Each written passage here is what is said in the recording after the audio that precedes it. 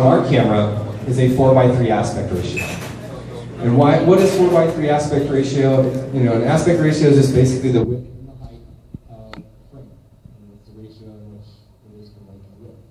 And so our camera is a 4:3. If we go back to like 1999, that's what every TV was formatted to. All our content was 4:3. And that's why if you use like an old VHS tape, I know June's a huge fan of the Full House TV show. And if you were to watch Full House on your TV now, you get those big black bars on the side. And that's cool, but not really ideal. But why would we format our camera to have this kind of sensor? Well, it's because it provides the most immersive and tall frame possible. As you can see, compared to the other aspect ratio, which is widescreen, or 16:9, it's what our iPhone, it's what our computers, it's what everything is formatted today. It's actually 33% smaller in the frame. So you're able to capture the GoPro logo on his paddle. You're actually able to capture almost the entire kayak in the water, where if you were to use a 16:9, that's going to cut that off. It also makes the image way more stable. Imagine if we had the field of view of 16:9 and my head was the frame, and I had a lot of movement. What's going to happen? My head's going to be bouncing in and out of the frame, probably making you so sick that you don't want to watch the film, and you might, lose your lunch. So that's why what's great when you open up a 4:3 aspect ratio and you gain 33% more of a frame, I'm going to have that same movement, but now the movement is happening around the outer edge. So when I go into post-production, I can zoom in and I can crop and pretty much remove all of that movement. So if you look at our footage and they say, how do you get your image so stable and so smooth? Well, we shoot it in 4:3, and in post-production we zoom in, making everything look as if we've built it in image stabilizer, but still making it look natural and authentic. And that's how we really gain that. So if you're using anything mounted to your body, POV, 4:3 is your go-to, because you'll be able to see the sky, you'll be able to see the ground, and it'll be much more stable. It's great for selfies as well, because you're going to be able to capture everything in the frame.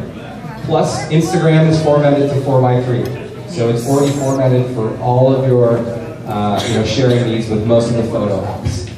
On the other side, if you want simple, easy, you just want to plug and play, have it instantly format for YouTube or for any of the ways that you're sharing your content, 16:9 is great. Stagnant shots, traditional shots, follow cams are a great way to use, but if you're integrating with other content from an SLR, 5D, Mark III type thing, you can use 16:9 to easily integrate. So make sure you think about what are you going to be doing with the footage, where you're mounting it, and that will help you choose which aspect ratio when you go out. The next decision you have to make, and then last but not least, we also have a third aspect ratio.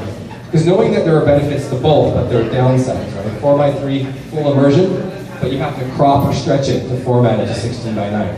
16:9, simple and easy, but you lose 33% of your frame. Well, that's why the GoPro engineers are next level, and they created a brand new aspect ratio, and that's called Super View, which is the best of both worlds. It gives you that 4:3 image, like we have here on the right, so you can see the black bars. So when you turn Super View on, it's going to record in 4:3, but then internally, it's going to dynamically stretch it automatically to 16:9, eliminating the need to do this in post-production. So for guys like me, Super View has been a lifesaver. Because when I use 4:3 and I try to stretch it, I always make myself too fat or too small and practically can't use the footage. So but with Super View, it's right there. It's dialed and it's automatic. So great for that user like myself that might not have a great background in video editing. Always indicated on the camera by a little S next to the frame rate. So after you've decided on which image to use, aspect ratio to use, you've got to choose your frame rate and resolution. Know that, again, if you're using a computer from 2009 or 2010, shooting something in 1440 or those higher resolutions is probably going to be too heavy for the computer to handle. So think about what you're doing with your footage. If you're not going to blow it up on a big TV and you're only going to be viewing it on your phone, there's no reason to use the SD card space and the battery life shooting in 1440. Or maybe you want slow motion. Well, video plays back at 30 frames in a second. So if I want slow motion, I better shoot something that's way higher than 30, like 100 frames in a second. And that's where I'll want to choose 100 frames, and 720 is that resolution that has that capability. So think about your battery life, your SD card space, and then again, do you need that super high-end resolution, or are you okay with a standard file size? And then the last question you need to do is, unlike most traditional cameras, our camera uses its digital shutter and the exposure from using the actual frame rate. So to control our exposure in bright, sunny days where we want high action or we want slow motion, just like this image here of the car, we're going to want to use a high frame rate. If you look at my hand, and if it was moving really slow, and that beautiful Nissan were to drive past me at 300 kilometers an hour, that thing's going to look really blurry because there's not enough frames moving to capture the movement. If I bump that up to 100 frames, and all of a sudden now it drives past me, now I've got enough frames to capture all the movement. So that's why for those high action, bright, sunny days, great. On the flip side, it's low light. You're down at 40 meters. You're dusk or dawn, or you want that more cinematic look, you want to use 30 frames in a second, or a lower frame rate. It's the exact opposite happens. If it's low light, underwater, this thing's moving super fast. There's no time for that. Light enter my hand. And then if it's moving super fast, there's no time at all. We want this thing to hit the light, expose, and then go close.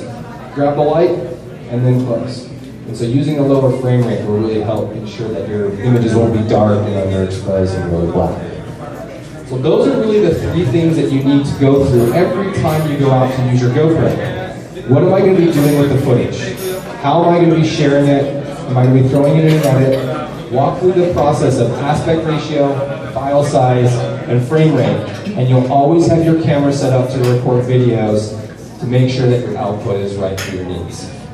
In those times when your resolution, your frame rate needs to change because your lighting conditions are changing, like driving outside and into a tunnel, we also do have auto low light that will automatically adjust the frame rate based on the lighting conditions. The engineers built in another algorithm to be able to recognize how much sunlight is entering, and if it doesn't have enough, it actually will drop the frame rate in half to ensure that you get enough light to expose. On the new Hero Plus LCD, this is something that's built in automatically. On the Hero4 Silver and the Black in the Session, this is something you can turn and toggle on and off, so depending on if you need it or not. And it's indicated by this little sun here. But we can't forget this camera takes amazing single photos. Whether you're using the new cameras at 8 megapixels, you can see this is Marshall, so he's the one that actually jumped off that cliff and did that really cool base jump. So this is also what he does in his free time, just normal stuff, playing around in a kayak. But you can see right from his hand, he's just holding the camera in his hand, so at a distance of 30 centimeters, he's able to capture himself, his girlfriend, and the entire background. If anyone's ever tried to take a selfie or a photo with their iPhone, their Android device, you always have your friends trying to like all cram into a small little space. Someone's head's always cut off, and someone ended up not even being in the frame, and you all look really funny. And you never get the background. All you get is 9 heads in the frame. Well, that's what's great about a GoPro. You can just hold that thing right here, and I'm going to get everything from the sky, the mountains, the entire lake, and I didn't have to have one of those gigantic selfie sticks 14 feet out in front of my face, and basically look like I'm holding my iPad up there. We also have burst mode, which is great for capturing high action, and you want to pull one amazing frame. So maybe it's like Kaya Tursky here. Maybe. This is my favorite setup, and I use it for more than just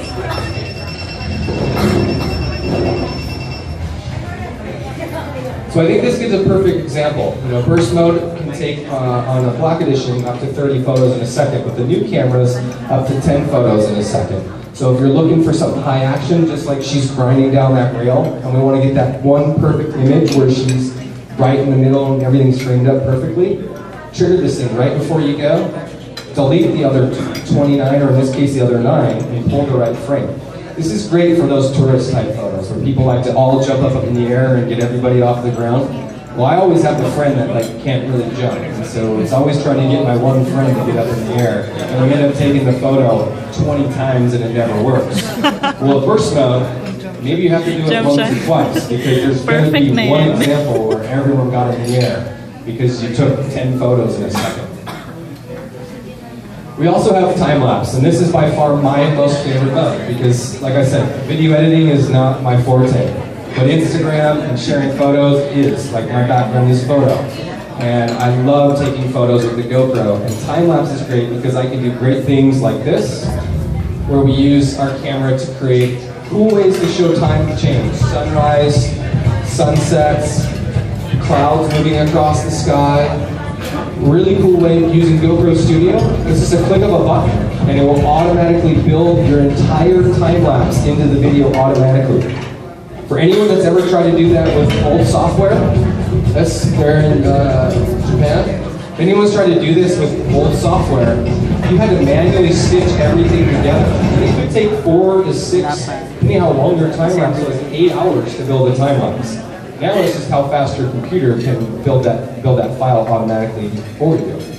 I, on the other hand, too, in addition to that great use case, I use time lapse to take just photos. If I want to take selfies, if I'm skiing down the slopes, if I'm scuba diving, I just set my camera to take a photo every second or half second, and I go about my activity. I don't worry about, is the camera on, is the camera off, and I just point it. If I'm taking selfies, I'm just going to do here, and then maybe I move over there, and then I hold it up here, maybe I move it over there, and when I hit stop, to stop the recording, I might have 600 photos on my camera.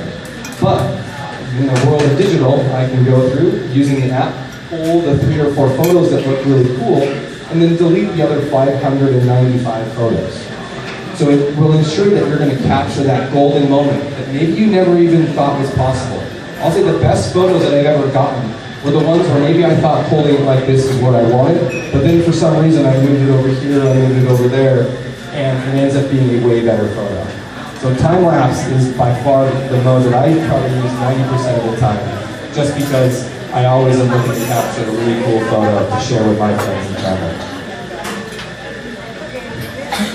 But it wouldn't be a new camera launch without bringing out some brand new accessories and mounts to help us continue to evolve how, where, and what you can mount this thing to. One that I'm so excited about, it actually takes inspiration from the very first mount that GoPro ever built, and that is the wrist strap. This was Nick Woodman's very first mount. But we wanted to take the wrist strap to the next level, to provide everybody with a better experience. And that's why we developed the strap. It's a simple strap that goes around your wrist.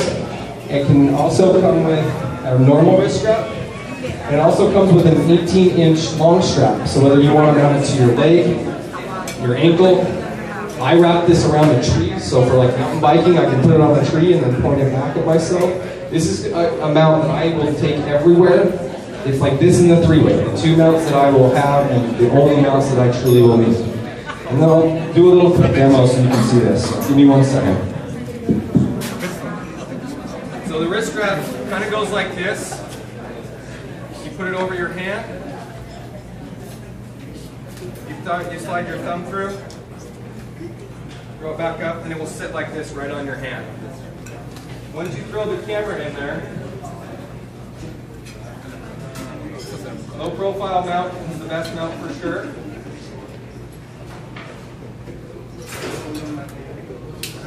And you can see that when I throw it in there, now whether I want to face it forward and use it like, kind of like an Iron Man, I can capture all my friends on the follow cam, but maybe I'm mountain biking, or maybe I'm rock climbing like we saw, Sasha climbing up that really cool crap in the video. I can rotate this thing in 360.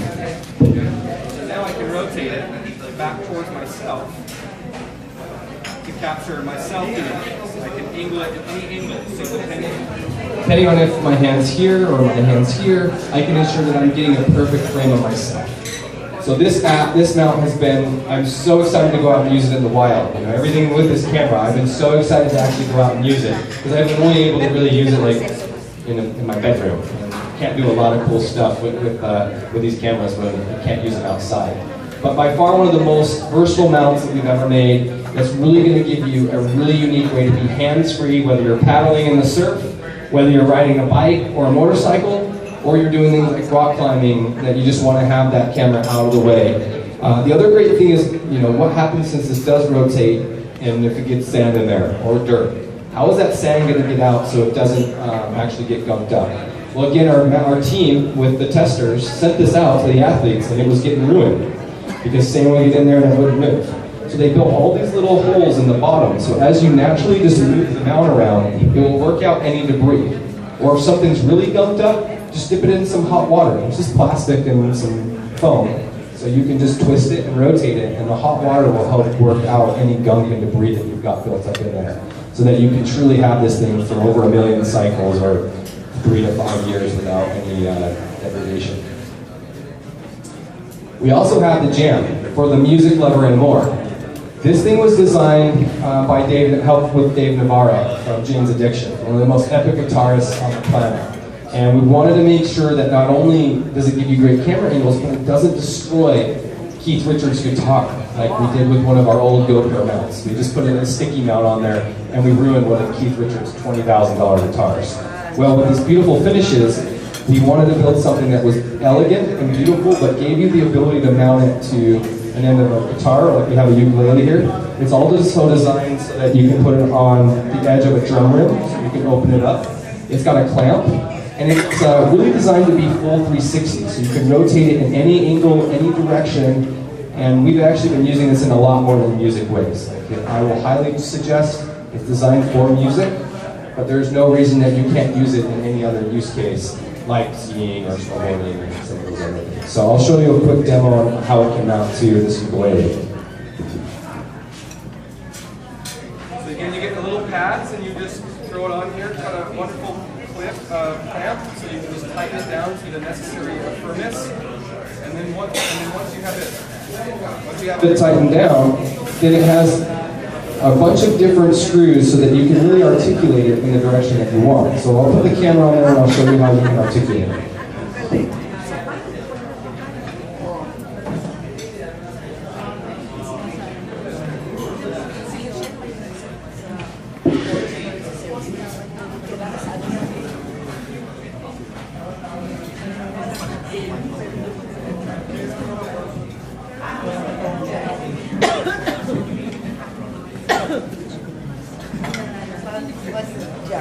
So really, no matter what angle I want it in, if I want it down here, I want it over there, you can really tighten those thumb screws so you can put it out here, really putting it in any direction, and then tighten those thumb screws down so that it will perfectly frame up wherever you're going to mount it, however you're going to mount it. So really just think about it like kind of like an arm.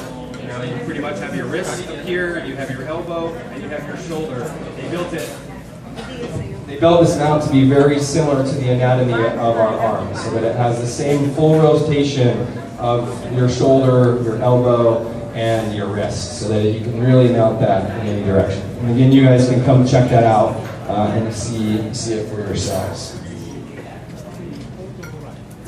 We also have, for those individuals that are going super high speed, what happens if you are driving around the racetrack, or like some of our snowboard athletes, they might be going off 70, 80-foot jumps. They might be catching a lot of wind speed going down that trail. And that's the last thing you want if you're trying to capture audio, is the wind speed ruining it. So for the Hero4 Silver, the Hero4 Black, we now have 3 Plus and 3. Anything that's using a GoPro frame, we've developed a wind slayer. It goes with a sock, a little foam sock that just goes right over the top. You get 2 of them in a package so that you can capture epic audio.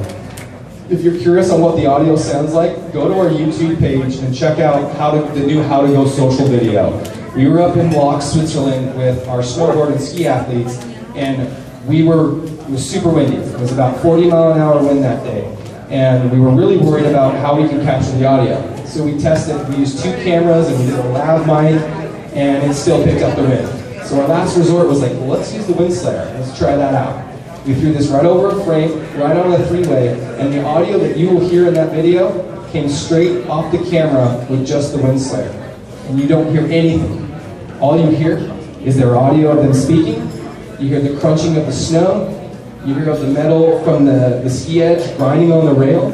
and the stuff that you should be hearing, not the wind that's ruining the actual audio quality. We also know that, man, when you use these cameras out in the water, the last thing we want to do is use it to the bottom of the ocean when a wave hits it. So we've also designed a brand new floaty backdoor, a floaty, it's not a backdoor I guess, brand new floaty for the Hero4 Session that will work with both of the low profile frame and the standard frame, as well as it will provide a beautiful way to make sure that you can see it when it's in the water if it does drop in there.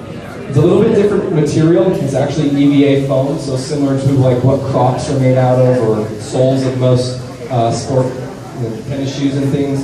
But a great device to make sure that your investment is safe and sound and doesn't get dropped to the bottom of the ocean. And then most importantly, guys, when we talk about the mounts and accessories, this is where a GoPro is very limited in use case without the mounts and accessories. Even the Session, it's just pretty much a camera I can hold in my hand without all the mounts and accessories we make. So that's what you really need to push is, what are you going to be doing with your GoPro? Are you like my mom and you use it to help record amazing recipes? Because my mom is taking everything from my grandma and she's throwing it on her chesty and using the app to record some of the very traditional Japanese meals that my grandma has never written down. Those recipes that will be lost if we don't have a way to record them. And my mom doesn't have them written down either. So I'm like, instead of writing them down, Mom, can you just wear the chesty and cook with it? And then I'll have all of the recipe right there, the process. Or maybe you're someone like myself that wants to mount it to my head or my chest or my bike. Really think about what you want to do with the GoPro, the camera angle you want to get, and that will help you make sure the customer walks out the door with the right accessories. If they're just going to be traveling around Europe and Paris and checking out the amazing sights and sounds, three-way is the most incredible mount you could ever take. If you're looking to do some really awesome stuff and want to be hands-free, well, that strap is another great one.